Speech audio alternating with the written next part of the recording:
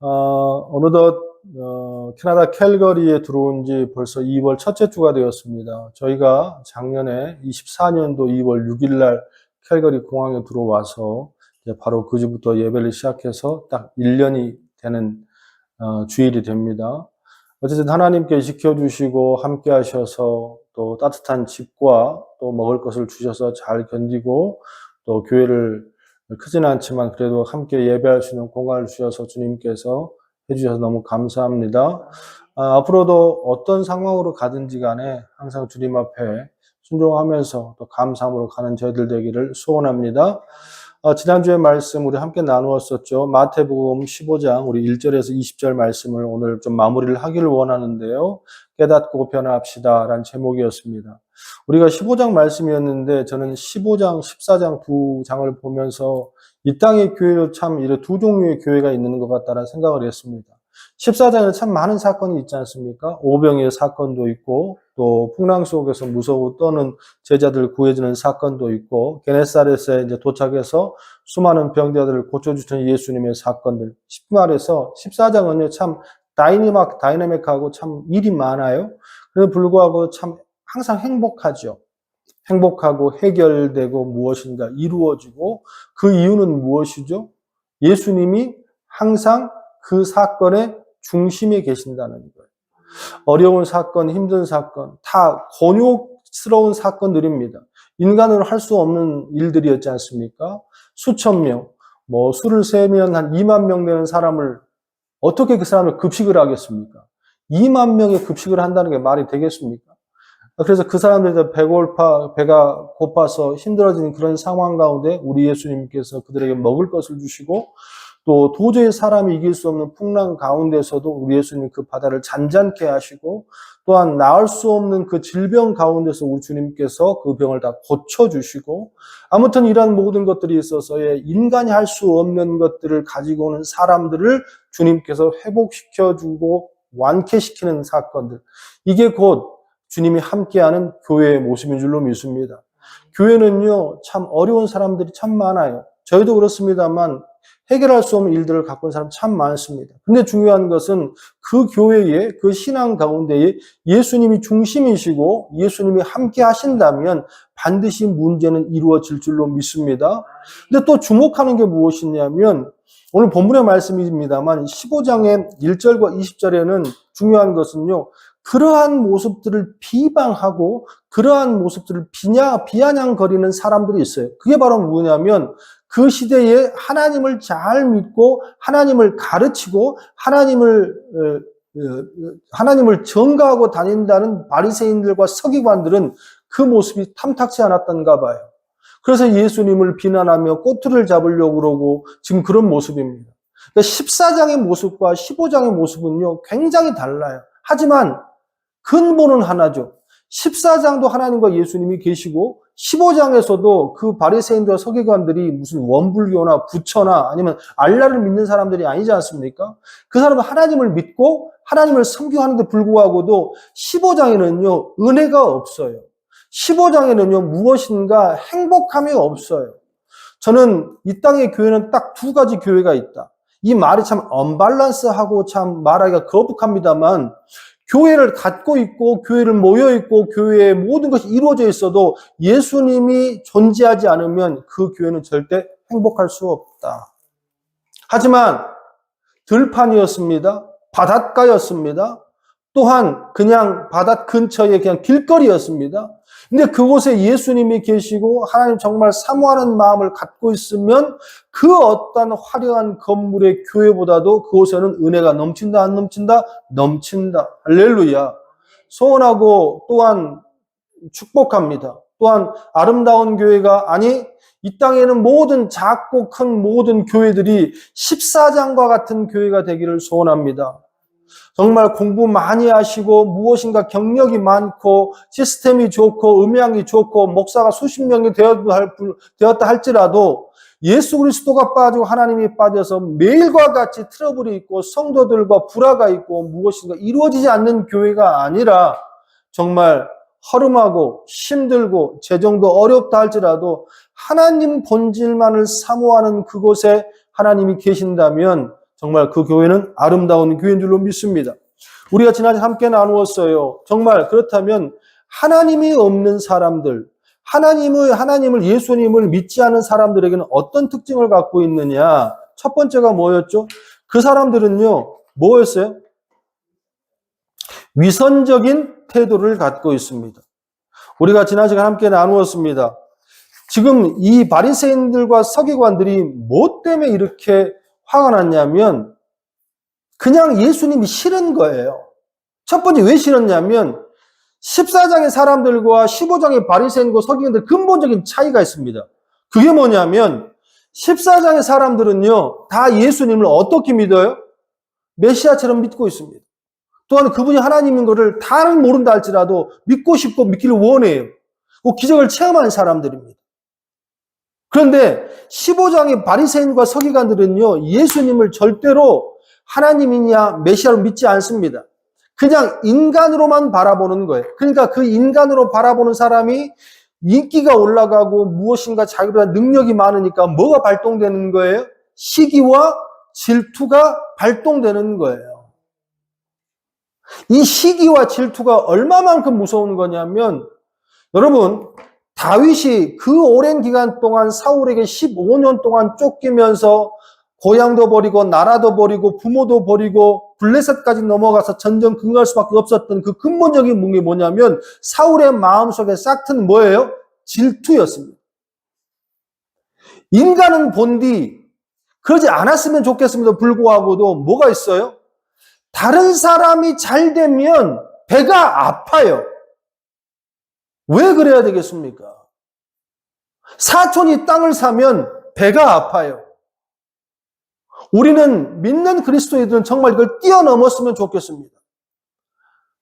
A집사도 B집사도 C집사도 그 모든 성도들이 다 하나님 앞에 축복받고 아름답게 일어나면 다 사랑해주고 다 축복해주고 성경이 분명히 말씀하지 않습니까? 함께 웃고 함께 우는 할렐루야 할렐루야. 그런 14장의 사람들에게 인기가 올라가고 그 예수님의 정말로 추앙받는 모습이 너무 싫은 거예요.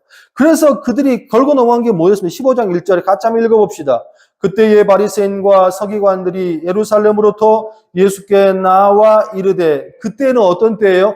은혜가 넘치는 때에, 기적이 넘치는 때에, 모든 사람들이 하나님을 찬양하고 있을 때에 이 사람들은 뭔가 불만이 있었습니다. 그게 뭐예요?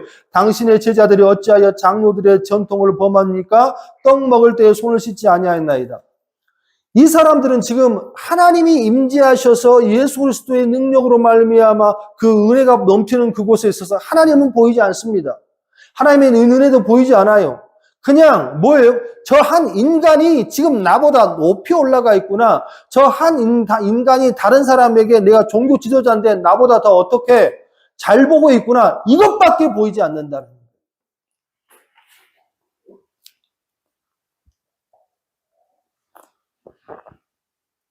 그러면서 꼬투리를 잡습니다. 그 꼬투리를 잡았다는 게 뭐예요? 장로들의 전통에 보니까 왜 손을 씻지 않습니까? 지난 함께 잠깐 말씀을 나누었습니다만 이스라엘 백성들은 10가지 율법이 있습니다. 우리는 그걸 십계명이라고 하죠. 그 십계명을 정말 쪼개서 어떻게 하면 이 십계명을 잘 지킬까? 하나님을 잘 섬길까? 근본적인 아주 좋은 방향성으로 시작했다가 이것이 변하고 자기의 좋을 대로 변해서 이게 장로 유전과 전통으로 변했습니다. 그 중에 하나가 정결예법인데 밥 먹을 때는 반드시 어떻게? 손을 씻어야 돼요. 그거 안 씻었다는 거예요. 그때 예수님께서 그런 말씀하십니다. 너희들 그걸 지적해? 정말로 그럼 너희는 다 섬기고 잘 지키고 사느니 하면서 말씀을 주님께서 말씀하시는 그 밑에 3절과 6절 말씀이 그게 말 거르반입니다. 거르반. 하나님께 드린 바 되었다면 나는 모든 것에서 부모를 공경할 수 있는 것에 대해서 자유합니다. 이건데 이 거르반 제도에 약점이 있다고 그랬죠? 언제 드려야 되는지 또 언제까지 마무리해야 되는지 이게 있다 없다? 없다는 거예요. 선포만 해놓고 어떻게 하는 거예요? 나는 내 몸과 내 재산과 내 모든 것이 거르반 되었습니다. 난 하나님의 바친 되었습니다. 그러니까 내가 여유가 없네요. 내가 할 수가 없네요. 이렇게 핑계댄다는 거죠. 이건 정면으로 제 6계명인 내 주님을 공경하는 그 제목에 어떻게 벗어나는 거예요. 하나님의 말씀을 바꾸는 거.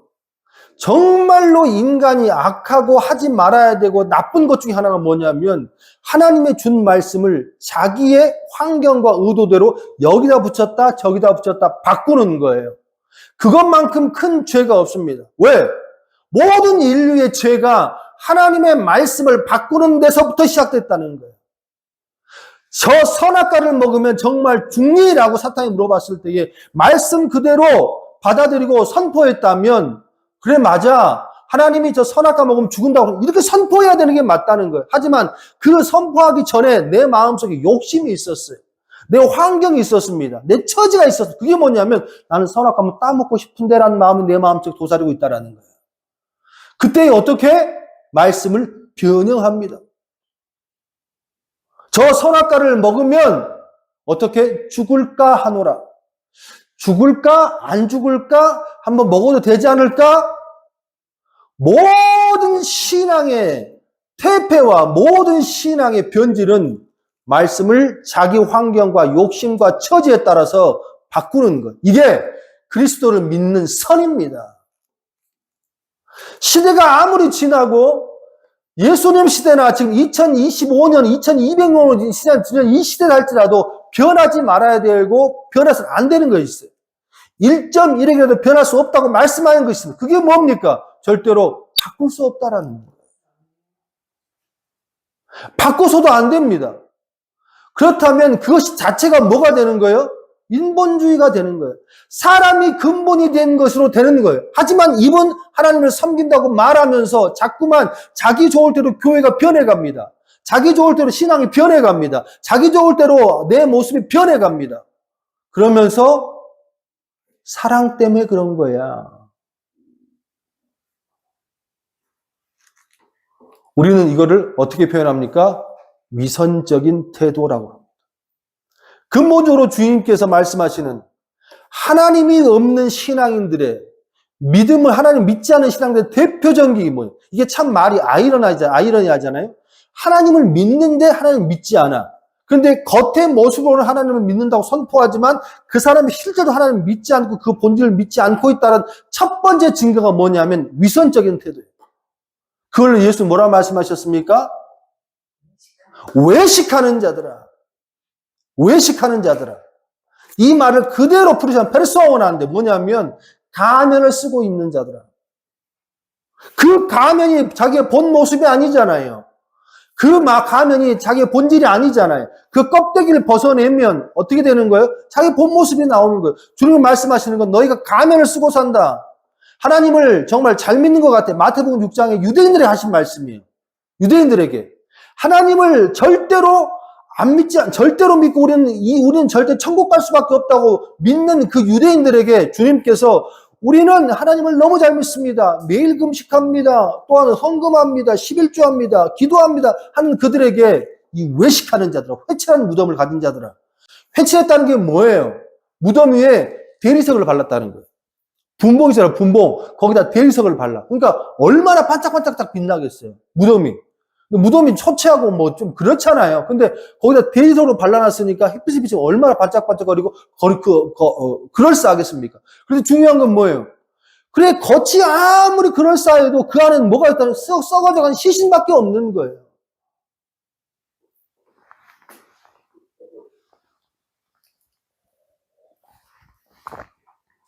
우리는 기도해야 합니다. 어쩌면 우리의 이 모습이 정말로 하나님을 정말 잘 믿고 사는 믿음인가? 아니면은 나도 모르게 가면을 쓰고 평생 30년, 40년 신앙 연기자로 살다가 죽을 인생인가?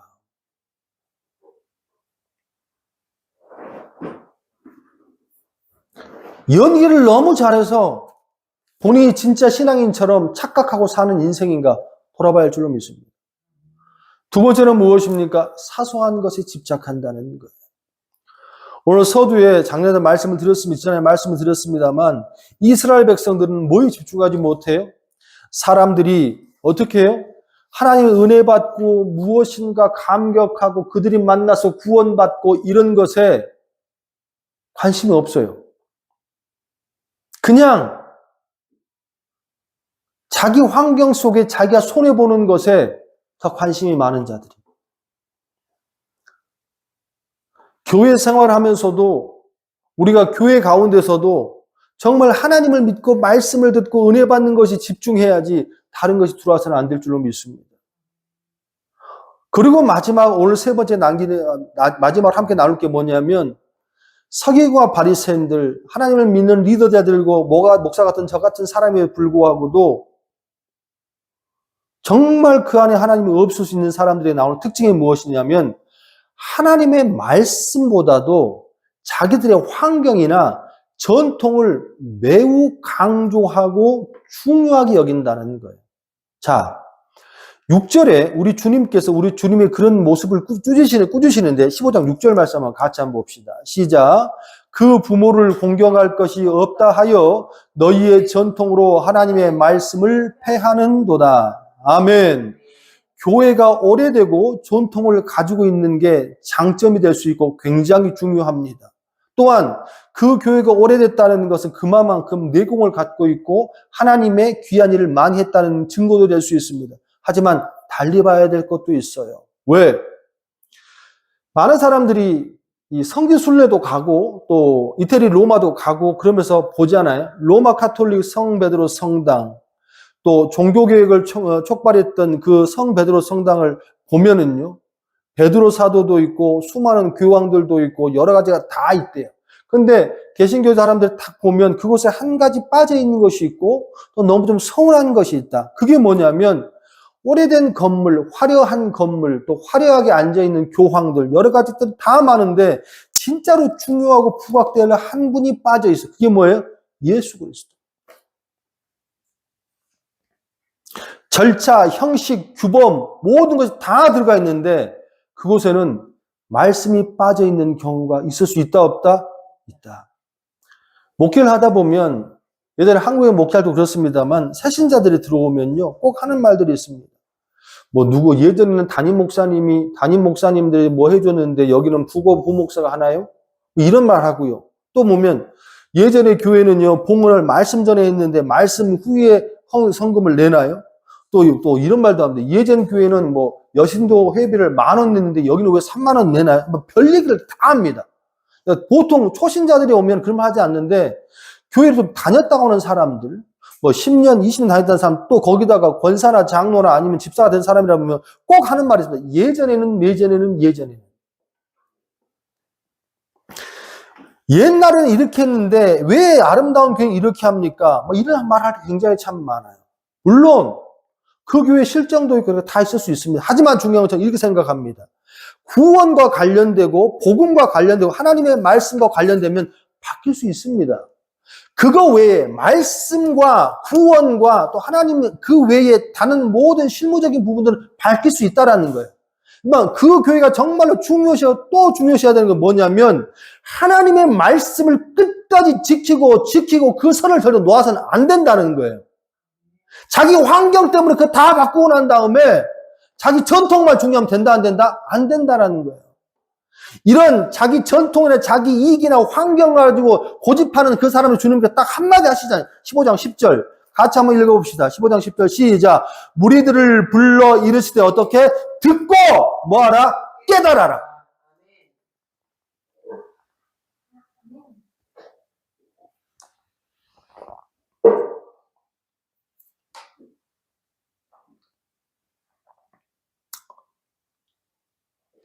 15장 10절에 무리를 불러시되 듣고 깨달아라.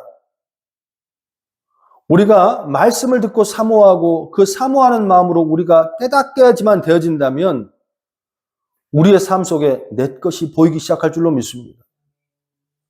자꾸 다른 사람을 지적하는 것보다도 나의 위선적인 태도, 지금 설교하고 있는 이 목사도 다른 사람을 판단하고 다른 사람에게 무엇인가를 줘야 되고 말씀을 선포하는 사람이기 때문에 이 상황이 이렇게 저 상황이 저렇게 성도들보다 위선적인 태도가 훨씬 많은 사람들이 정말 목사 같은 우리 같은 사람들입니다. 그런데 그것이 듣고 깨달아지면 보인다는 거죠. 위선적인 태도, 또 사소한 것이 집착하는 태도, 사소한 것에 전통을 집착하는 태도, 이런 태도가 바뀔 줄로 믿습니다. 오늘 서기관과 바리새인들이 악랄하고 강탈해서 근본적으로 이 못해서 이런 것이 아니라 뭐예요? 저는 이 말씀을 보면서 왜 이 사람들은 이런 모습으로 바뀌었을까? 근본적으로 악해서 그런가? 아니요. 악해서가 아니라 이 사람들이 갖고 있는 약해서 그런다. 그런데 그 약한 것이 하나님의 말씀으로부터 멀어지니까 어떻게 되는 거예요? 이 약한 것이 뭘로 변하는 거예요? 악한 것으로 변하는 거예요.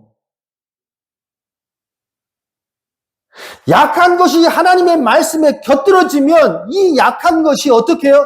약할 때 강함 된다고 말씀하셨잖아요. 약할 때 강함 되시네 라고 말씀하시잖아요. 뭐냐면 그 약함을 내가 인정하고 주님 앞에 나가면 그 약함이 강함이 되는 거예요. 그런데 그 약함을 내가 유지하고 감추려고 자꾸만 어떻게 변명하고 위선체적인 태도로 하면 그 약함이 뭐가 되는 거예요? 악함이 되는 거예요. 악함이. 죄가 되는 거예요. 위선적이고 사소한 거 피튀기고 자기의 자리를 차지하고 넘어뜨리지 않기 위해서 사람들을 밀어내고 그런 주님께 주님 말씀하시는 거예요. 듣고 깨달아라. 모든 교회가 또 아름다운 교회가 14장 같은 은혜가 넘치는 교회가 되길 주님의 이름으로 축원합니다. 그러기 위해서는 등반대회 가고 친교 모임하고 맨날 밥 먹고 차 마시고 또 아니면 뭐 친교 이래서 되는 게 아니에요. 좋은 교회는요 반드시 그곳에 누가 계셔야 돼요? 누가 계셔야 돼요? 하나님. 모이면 몸부림치면서 주신 말씀을 가지고 은혜를 나누고 한 주간 삶 가운데 내 부족함을 내려놓고 해야 되는 게 가장 좋은 교회랍니다. 할렐루야. 모이면 이슈가 어떻고 사건이 어떻고 경제가 어떻게 하면 돈 많이 벌 수 있습니까? 내일 다음 주에 어디 브런치 카페 갈까요? 아니면 다음 주 메뉴가 뭐 이딴 소리 하지 말고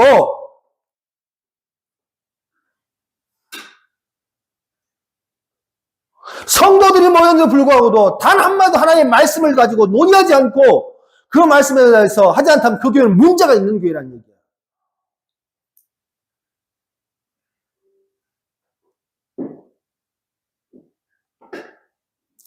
진짜로 올바로 가는 교회의 모습에 이해가 딱 나와 있어요. 사도행전 19장입니다. 찾지 마세요. 사도 바울이 19장을 가면 어디를 가냐면 에베소 교회로 가요. 에베소라는 건 에베소수가 얼마나 잔혹하고 힘든지 아닙니까? 그 대표적인 그 유럽에 있는 아시아에 있는 교회 중에 힘든 교회가 고린도하고 에베소잖아요. 근데 고린도로서 에베소로 갔어요. 근데 이 에베소에 복음을 전하는데 엄청난 은사가 일어나. 사도행전 19장 6절 7절 말씀에 보니까 바울이 그들에게 안수함에 성령이 그들에게 임하심으로 방언하고 예언도 하니 모두 12사람쯤 되니라. 자, 이렇게 신비한 영적 체험을 가지고 시작된 게 선교의 에베소 교회입니다. 그러면 우리 생각에는 이렇게 은사가 막 일어나잖아. 그런 말이 있어요, 한국에.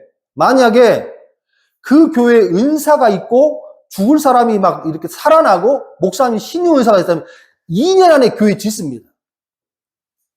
왜? 그 교회 가면 은사가 있대. 병이 나는데 그 목사님 대단하대. 예수님은 사라지고 그 목사만 근데 돈은 벌어. 일어나. 우리 그걸 부흥이라고 표현하지. 난 그게 부흥일지 난 진짜로 모르겠어요. 어쨌든 간에 이런 역사가 에베소 교회에 일어난 거예요.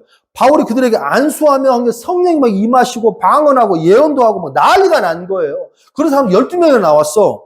선교가 시작됐단 말이야. 그러면 선교가 시작되면서 그 사람들이 전도를 어떻게 했습니까? 우리 교회는요, 사도 바울 목사님이 계시는데 그 목사님 안수 한번 때리잖아요? 그러면요, 병이 막 나와버려요. 안수하지 않으면 예언을 막 해. 방언이 나와. 끝나, 그냥. 그러면 사람들 올까, 안 올까? 오지. 에? 막 뭔가를 부하고 오지. 그런데 이 교회는 하는 모습을 보죠. 19장 8절에 보니까 바울의 회당에 들어가 석 달 동안 담대히 어떻게 하나님 나라에 관하여 강론하며 권면하되 10절 2해 동안 이같이 하니 뭐 2해 동안 어떻게 이같이 했다고 어떻게 했다고 하나님 말씀에 대하여서 강론하고 설교만 했다는 거예요.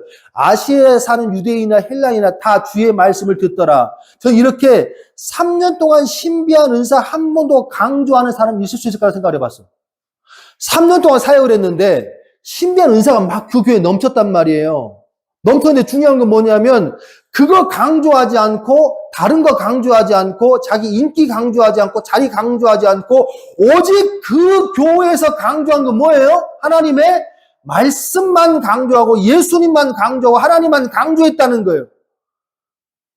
여러분, 말씀을 강조하지 않고 내 은사만 강조하면 뭐합니까? 그 교회는 그 사람만 남는 거예요.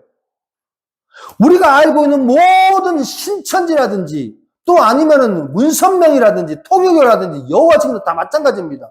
그 사람 예수를 안 믿은 사람들이 아니에요. 박사님 안 믿는 사람들이 아니면 신앙성 안 믿는 사람들이 아니면 다 하나님 믿었던 사람들이에요. 장로고 목사였단 말이에요. 그런데 그 은사가 왔잖아. 결론은 뭡니까? 그 사람만 남았어. 그 사람만 남으면 그게 뭐가 되는 거예요? 이단이 되는 거예요.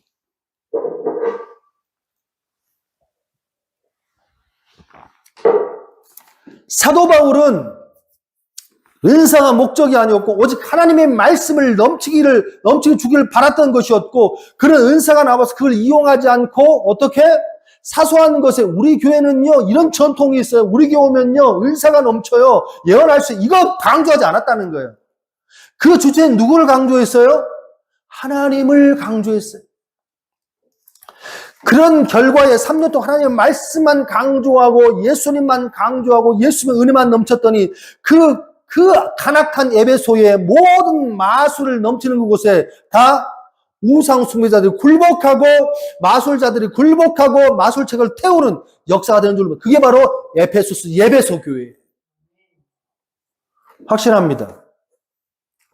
전통이 규범이 사람을 바꾸지 않습니다. 친교가 밥이 사람을 바꾸지 않습니다. 목사님의 리더가 사람을 바꾸지 않습니다. 사람을 바꾸고 아름다운 교회가 되고 화목한 교회가 되고 그 교회가 하나님의 뜻대로 갈 수밖에 없는 교회가 되는 것 딱 하나는 뭐예요? 하나님이 계신 예수 그리스도의 말씀을 그대로 지키면서 고집하는 교회. 소원하고 축복합니다. 아름다운 교회는 작고 힘이 없는 교회입니다. 그럼에도 불구하고 우리는 이렇게 갑니다. 또한 이 말씀을 듣는 모든 성도들이 자기 위선적인 태도를 깨닫고 또 자기의 환경에 욕심을 내려놓고 아버지의 말씀으로만 집중해서 바른 신앙으로 다가가길 소원합니다. 아름다운 교회, 아름답다라는 것은요, 뷰티풀하고 무엇인가 막 화려하다는 뜻이 아닙니다. 아름답다라는 원뜻은요, 순수한 글입니다. 답다, 아름답다는 것은요, 그냥 그 모습 그대로의 말 말합니다. 성도는 성도답고, 목사는 목사답고, 사역자는 사역자답고, 그 자체를 하고 그 자체의 이름을 부과할 수 있고, 다운 것이 곧 아름다운 줄로 믿습니다. 여러분의 삶 가운데에 이제는 듣고 깨달아 다시 한번 주님 앞에 나가는 여러분 되시기를 주님의 이름으로 축원합니다. 기도합시다.